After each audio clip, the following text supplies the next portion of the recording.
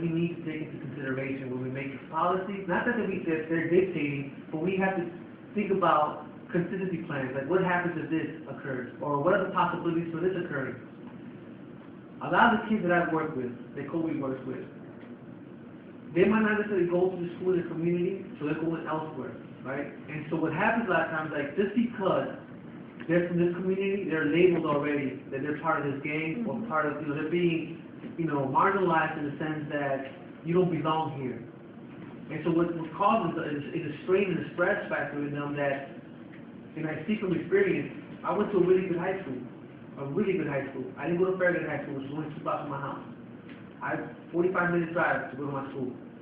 And I had to worry the last 2 periods of my class, how was I going to get out of my school? Because even though it was a good school, there were still people that were involved in gangs. So the last 2-3 periods of my days, as a lot of these kids, they're more concerned about their safety. And how can you blame them?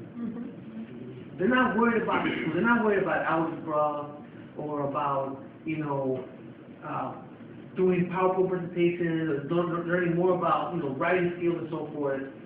They're worried about how am I going to make it from point A to point B? How am I going to what exit am I going to get out so I can jump on the bus without being detected? Because last week I got jumped and I got black eyes. And the week before that I got jumped and I had bruised ribs. So that's something that CPS or the people who are creating this policy don't include into the equation when they're creating this policy. And I'm so glad that you guys are here to witness about some of the issues in this documentary, because Darian Albert's case is that. That's exactly what happened. That's how it led. But you ask other people, politicians, they're going to tell you a whole different story. Yeah.